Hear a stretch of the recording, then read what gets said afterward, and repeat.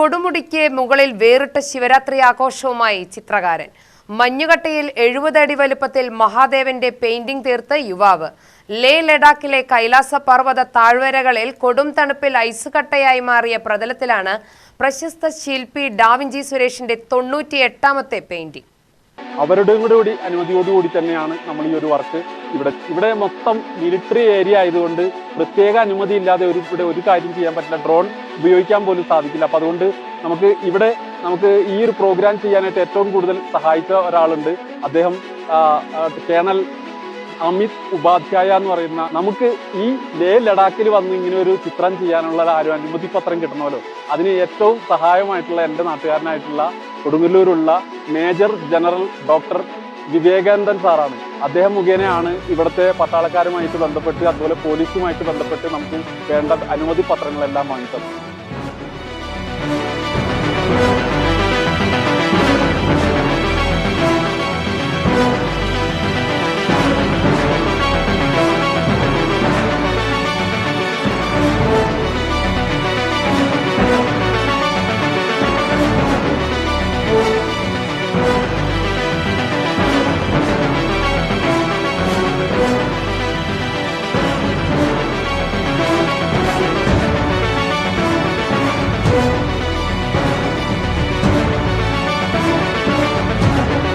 കേന്ദ്രഭരണ പ്രദേശമായ ലഡാക്കിലെ പോലീസിന്റെ പ്രത്യേക അനുമതിയോടും ആർമി ഉദ്യോഗസ്ഥരുടെ സഹായത്തോടെയുമാണ് ലോകത്തിലെ ആദ്യത്തെ ഏറ്റവും വലിയ ചിത്രം തീർത്തിരിക്കുന്നത്.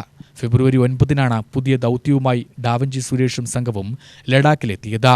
കേരളത്തിൽ വരാനിരിക്കുന്ന കൈലാസം മെഡിറ്റേഷൻ ആശ്രമം ആൻഡ് ഗ്ലോബൽ ട്രസ്റ്റാണ് ഇതിനായി സുരേഷിനെ സഹായിക്കാനായി മുന്നോട്ട് വന്നത്.